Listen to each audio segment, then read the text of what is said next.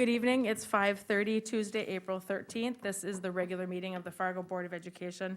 Welcome. I calling the meeting to order. Is there a motion for approval of the agenda? Jim? Rebecca, I move approval of the agenda with the addition of an HR addendum to be added into item 5C. Is there a second? Second. Tracy, seconded. All right, thank you.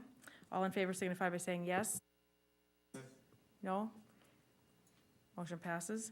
Recognition of audience. No one has signed up to speak with us this evening, so we'll move on to reports.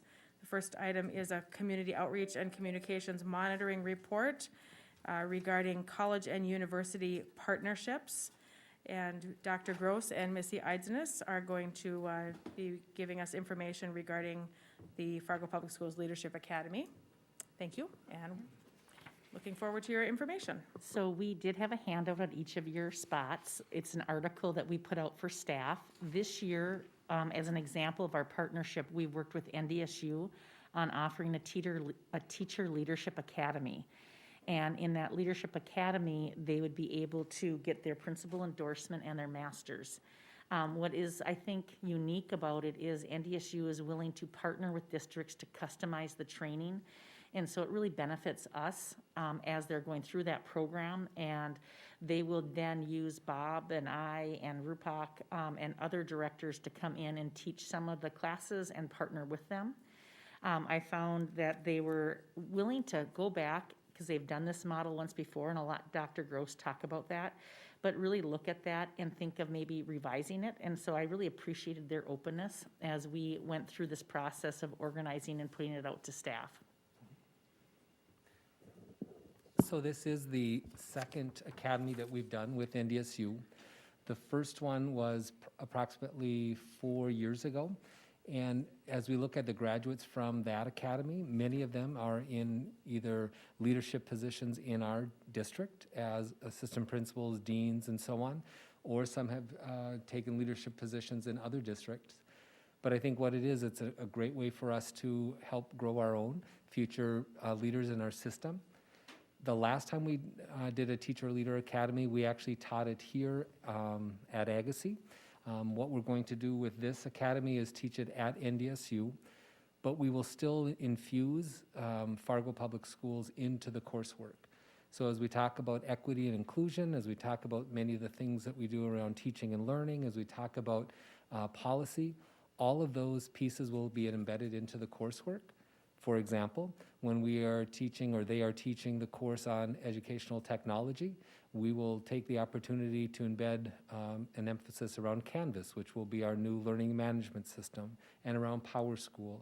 When we talk about educational law and policy, we will talk specifically about issues that impact the Fargo Public Schools and many of our own policies.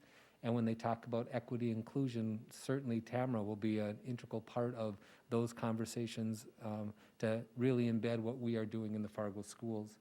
So I think this is going to be a great opportunity, a great partnership that we have with NDSU to grow our own leaders for future, and also give people the opportunity to grow and develop as professionals.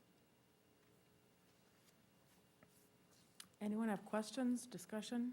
Robin? So is this program in connection with BCSU? Because I know BCSU does certification through For elementary. Okay, so is this separate? This is separate. Okay. Yes. Nice. Anyone else have questions? Okay. Oh, Dr. Gross, go ahead. The only thing I would add to that conversation is we are in conversation with Valley City to talk about another program that we'll love to come back and talk to you more about, and that's an opportunity to grow future educators, future teachers. So we are looking at ways to entice our own students through both dual credit opportunities, AP opportunities, and then the connection with Valley City to really grow our own teachers so that we help create that pool of educators for the future. And then we can also help some people that might not think that education is the right path for them, give them that opportunity to explore and hopefully be an educator in the future. So we are working with Valley City, just a different program than this one. Thank you. Thank you, Dr. Gross. And I was pleased to see this on our agenda, well, knowing it was going to be on our agenda from our governance committee meetings. But specifically, we've had some conversations at governance recently regarding monitoring results. And so this was one question, looking at this one, in our policies, I was kind of wondering what are some of our more specific goalposts that we're trying to reach. And so in addition to the bullets that are listed underneath that goal 3 on R5. So appreciative to receive this information and looking forward to future updates. Thank you. All right, FEA report. Jennifer Master did contact me and say that the FEA would not be here this evening, so we'll move on to the superintendent's report, Dr. Gandhi. And there are some additional items that we did decide to roll in at the governance committee meeting into the superintendent's report. So you'll notice, for example, that there's not a specific COVID-19 instructional plan committee report here, and there's also not a legislative update report. That doesn't mean that those items won't be touched on as need be, but specifically, for example, the COVID report will be covered underneath the superintendent's report. Dr. Gandhi. Thank you. I'll share a little bit about just COVID-19 update because we did have an instructional plan committee meeting today, and then if Dr. Newman has any more updates in her report, she can as well. I think the biggest piece of information to share coming out of today's meeting is twofold. One is that the committee did decide that today was the last COVID instructional plan committee meeting update, scheduled meeting, unless we, in partnership with Fargo Cass Public Health, see that there's a need to reconvene. We feel like we have reached our work in terms of getting our district to where we need to get, at least for the remainder of this school year. So there won't be any more instructional plan committee meetings unless there is a need determined by the district and or Fargo Cass Public Health. But a big reason for that is one piece of information that's changed. So with the opportunity we as a school district provided to all of our staff members who chose to get vaccinated, through the dates that we provided in partnership with Fargo Cass Public Health, this Friday would mark 14 days after the second vaccination.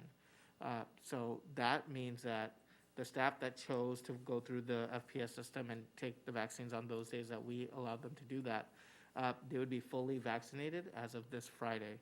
CDC's updated their guidance, as has Fargo Cass Public Health, and that's some information that we're going to be sharing with parents, and our school leaders already have this information as well, is that as of now, and with the new guidance, anyone that is fully vaccinated, again, defined by 14 days after your second shot or 14 days after your first shot, if it's Johnson & Johnson, no longer has to quarantine if they're a close contact. If you're fully vaccinated, you only have to quarantine if you have a positive test for COVID-19. So that is essentially going to be a game changer for us as well. But it also shows us that we have done everything we can to protect our staff, and it's something that I'm extremely grateful for. Again, just want to extend my gratitude to Fargo Cass Public Health for creating that opportunity to get all of our staff vaccinated, that this early on, even more than a month before the school year ends, we can say our staff are in a good position where they would no longer even have to quarantine if they took advantage of that opportunity. So that was the big update for our school district coming out of today. Very good news. Dr. Newman, do you have anything to add to that? Yeah, just a little on the vaccine. I mean, I put all the numbers for usual for you guys if you're interested. We went through the Cass County data, the FPS. Really, the staff and student data is very similar to previous reports I've given, as well as the substitute fill rate. But just to say, I agree, we talked a lot about vaccines and that North Dakota in a whole is in phase 2, so meaning all the general public can get vaccines. There was a lot of talk and encouragement for, encouraging students 16 and up to get vaccines, because that will really help, I think, our secondary schools. And fingers crossed, 12 to 15-year-olds coming probably within the next few months as well. As a parent, I thought it was interesting. We talked a little bit about locker usage. There had been an article in the media recently, and I just thought I would update you guys about that a little bit, that when we first started back to school in person, we were not allowing lockers at all in our schools, and now we are currently allowing students to access them before and after school, just not in between classes in the passing periods. And that is guidance we're receiving from public health, that it's hard to stop congregation during those periods. And there's a concern for congregate spread. But just continuing to use principal discretion from building to building about how that's going to look. So I thought that was interesting. Yeah, we also said there may not even be a need for this committee next school year, which was very exciting. I'm happy to take any questions as well. Anyone have questions for Dr. Newman? David? I've got a couple. Maybe the first one isn't public or available. Do we have any idea what percentage of our staff took part in the vaccinations?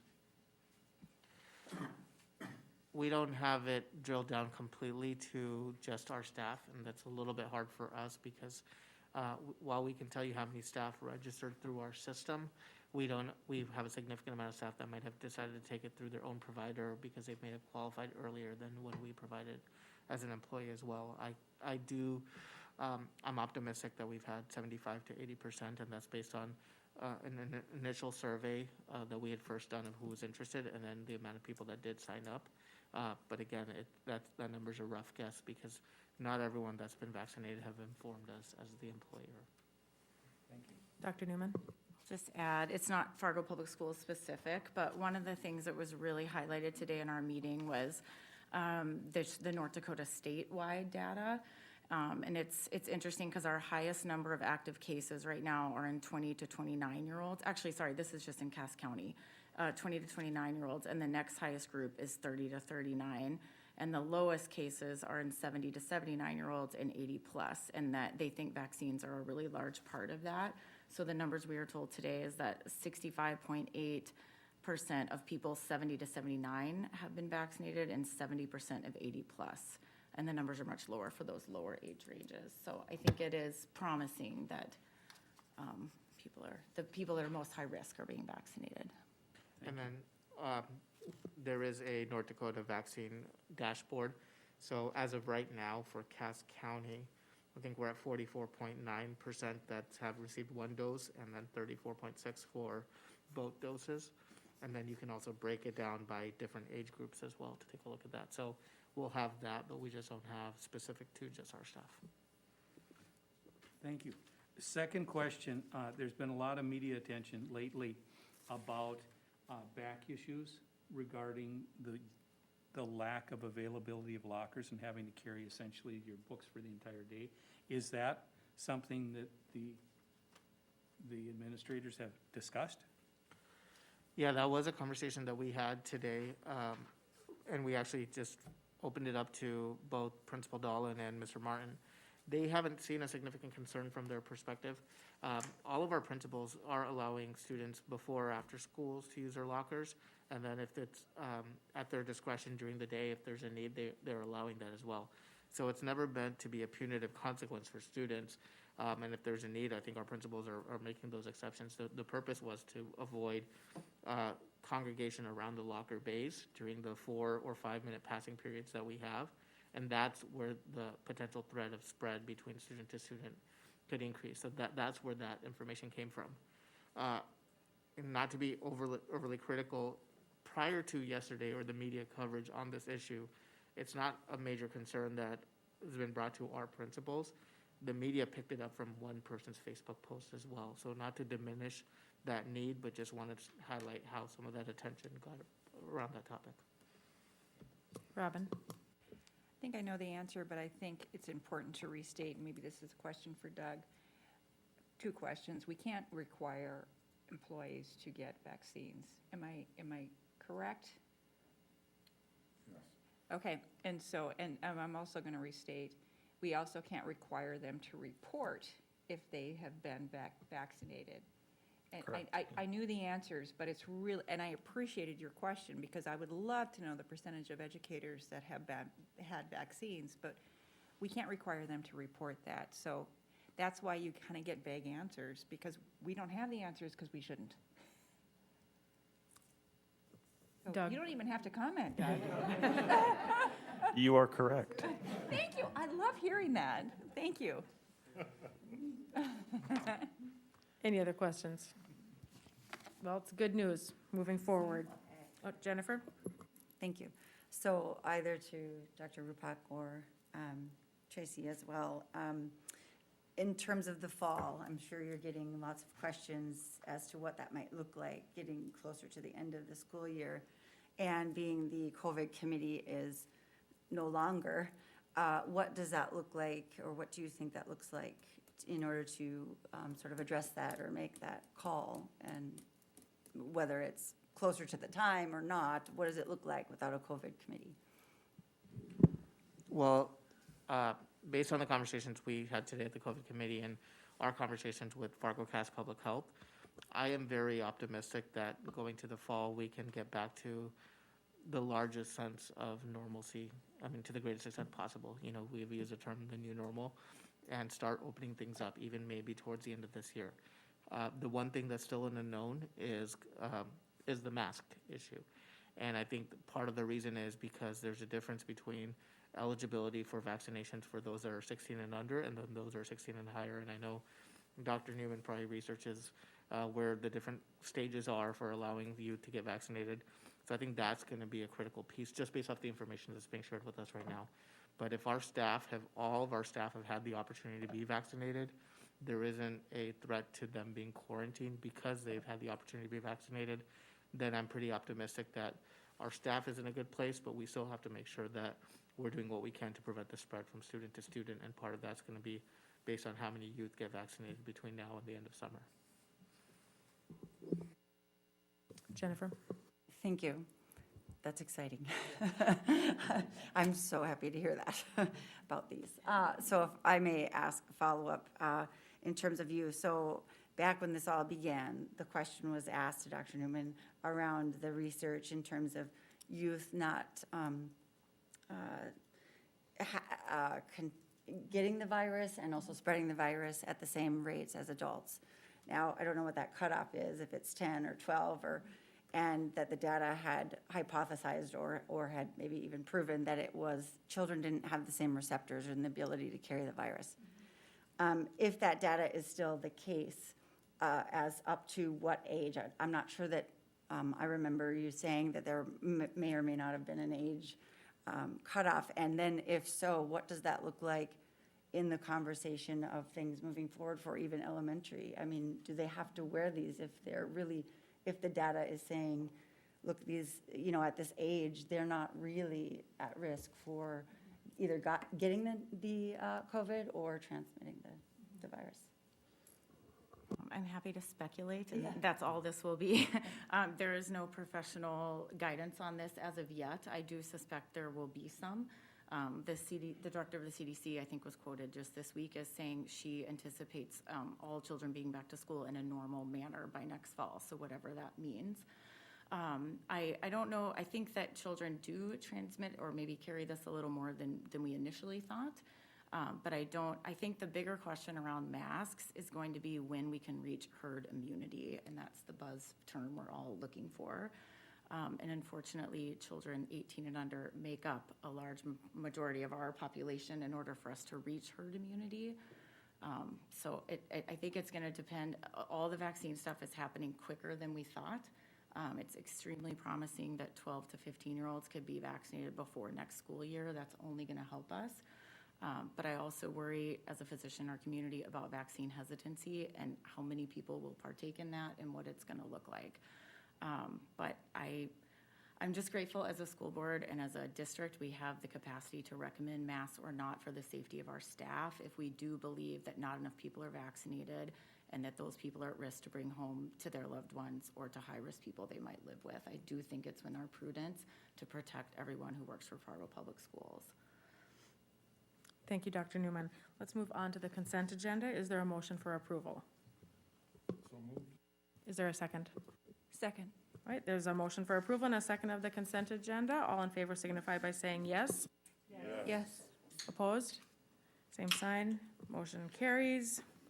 Consent agenda is approved. There are no items on our business agenda this evening. On to number 7. Is there a need for a motion for executive session this evening? What do you think, Dave?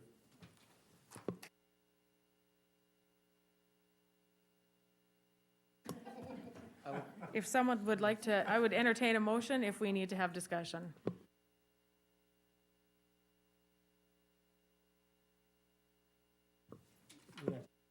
Jim? I'd like to move us into executive session for the purpose of negotiation strategy and attorney consultation as permitted under North Dakota Century Code 44-04-19.1.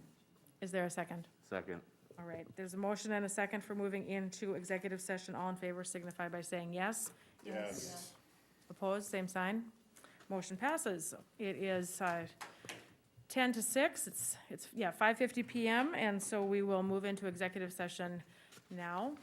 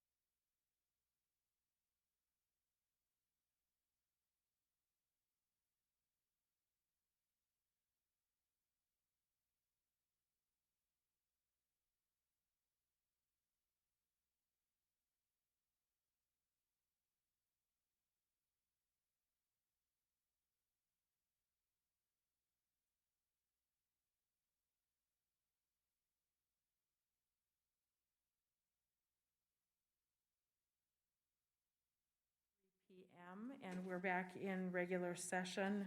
We're on to board reports, committee liaison, and correspondence reports. Nikki, would you please start? Sure. The Communications Engagement and Advocacy Committee met a short time ago, and we reviewed the work plan we had for the year. We thanked everybody for doing a great job. We got a lot of things accomplished. We filled out our work plan. We completed that work plan, and we have plans through the end of the year, so we're feeling good. So our next step is that I would like to email each of you and get your thoughts. How did we do? Is there something more we could do? Did we do it differently? Is there some other way that we can serve you? Looking into the future so that we can start to establish maybe some more regular routine things for the upcoming school year. And then on a personal note, I attended the NSBA conference. Tons of great info, almost overwhelming.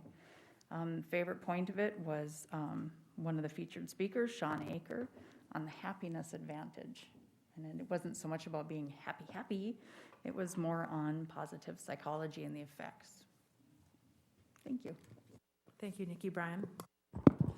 Two things. We finished the calendar for the 22-23 year. Bob will be bringing that, I believe, in some future meeting. And also I attended the NES and SBA meetings. They were great. What a great, they did a great job. They really did. And I loved that speaker as well. Extremely smart and great message. It was a great conference. So, and thank you, Anne Marie, for lining that up for us and setting me up, and it went very smoothly. Robin? I won't be redundant. Attended all of those as well. We also, many of us attended the Cognia accreditation interviews, which was good job, guys. I did a couple of media interviews. You were noticed on that. Super swamped with legislative stuff. So we have a Governmental Affairs Committee meeting on Friday. Some of the remaining bills are clearly 1388 is the funding bill. It's still at 1 and 1. 1431, that was the bill that included $9 million for the Career Workforce Academy. That was amended out. We found it in the OMB bill. It took us a while. So we'll see. I mean, it's not dead, but this is where stuff shift around in different budgets. We're also 1394 working on the federal dollars, which is still, it's pretty broad description right now. Clearly, the hot topic right now is the transgender bill, and this is not over yet. So there's still lots of activity and buzz that's happening in Bismarck. So on Friday at 7:30, we'll meet. We'll debrief likewise the session, and then see where we're at. But we're coming down to the end, and this is when it gets even crazier than before. Thank you. Thank you, Robin. Jim? Planning committee met. Couple of things that we addressed were on the consent agenda. We looked at the TIF and the pilot that had come forward from the city. We did a budget review, and we got kind of an update on a new financial software system the district's going to move to. Our current product, which is really a version 101 Great Plains software financial accounting package, I believe, that's been Band-Aid over for school districts, isn't getting supported any longer. It's not going to work.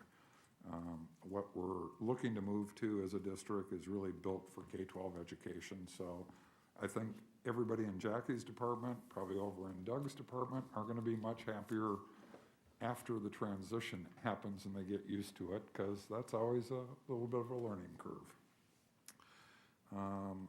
I attended the town hall last week. I want to give a shout out to Jackie. She did a great job taking us through the standard of effort report, and Rupak highlighted the absolute great job our district staff did in getting us re-accredited with Cognia, and I covered the long-range financial plan. I think we had a total of about 70 people between the two sessions, so I don't know if that's good or bad, but I think it'll build over time. And I think the staff that does attend it are appreciative of it. I'm not sure about the 7:30 in the morning start time.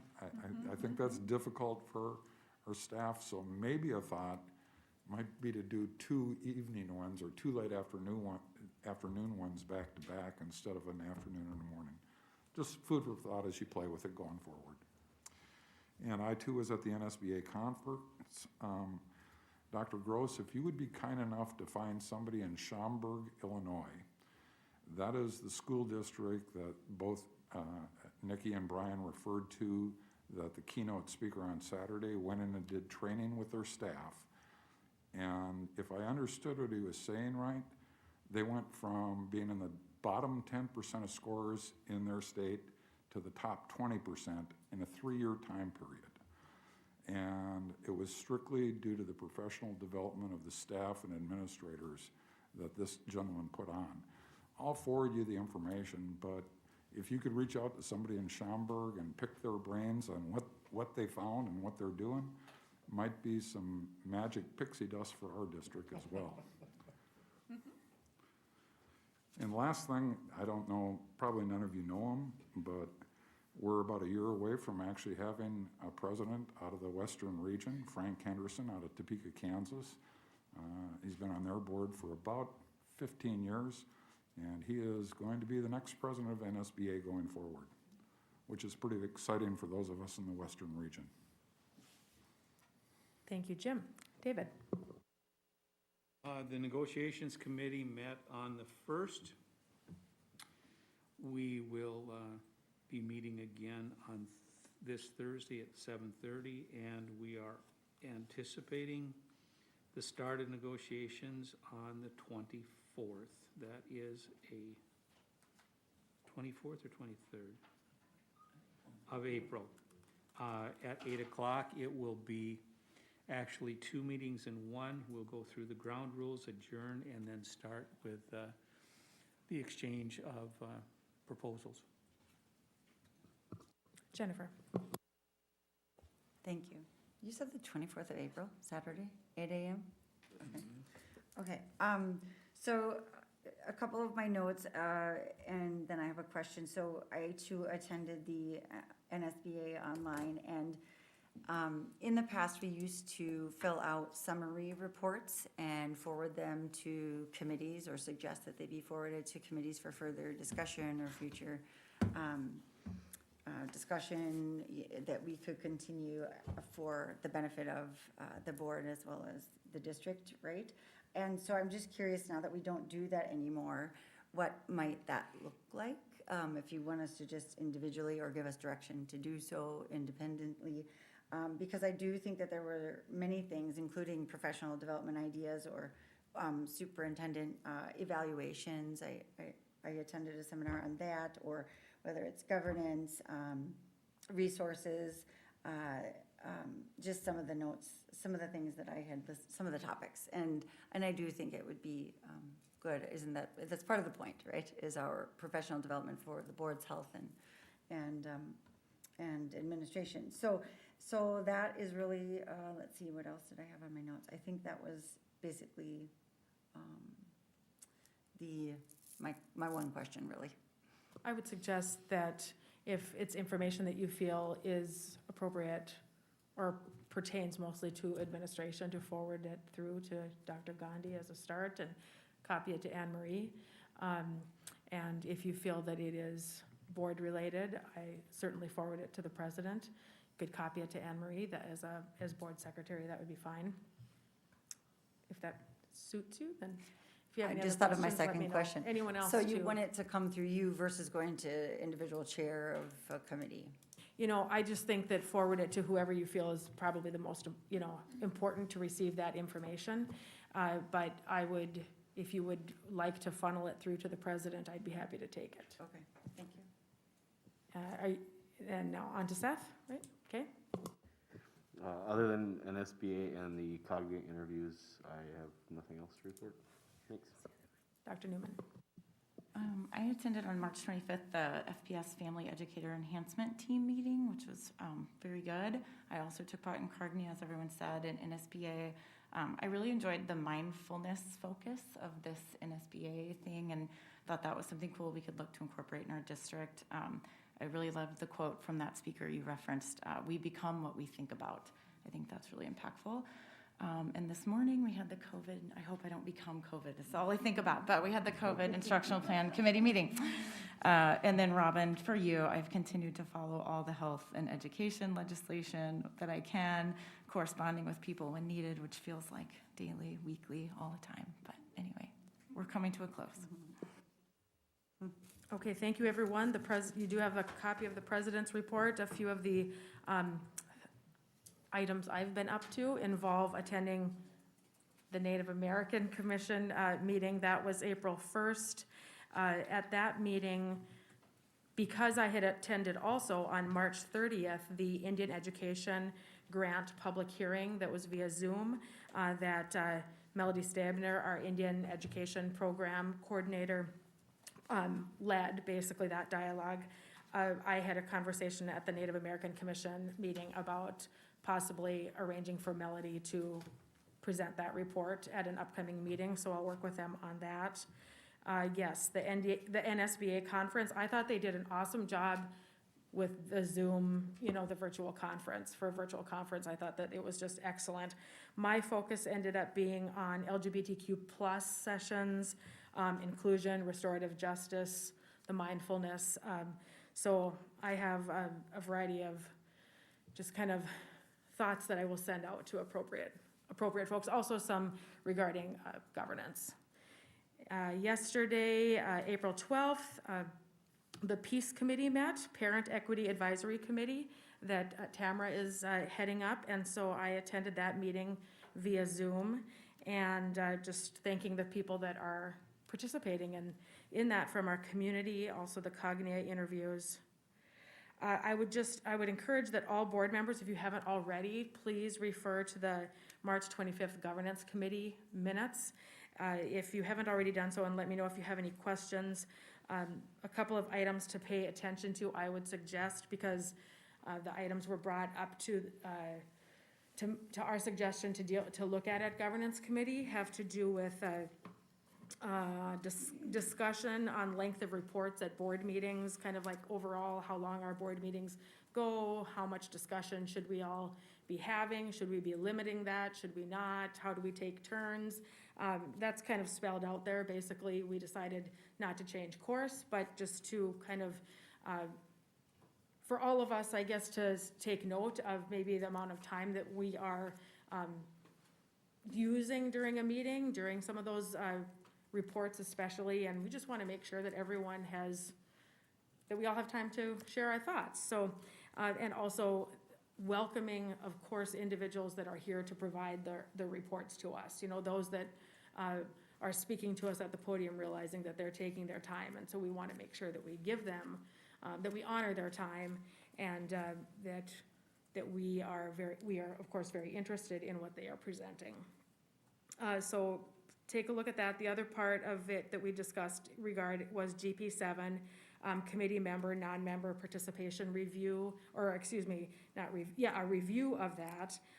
Similarly to what we talked about, or I would just say regarding any committee member meetings. If you do not serve on the committee, but are interested in providing information, please reach out to the chair of that committee if you can prior to a meeting. So that was also discussed at our governance committee meeting.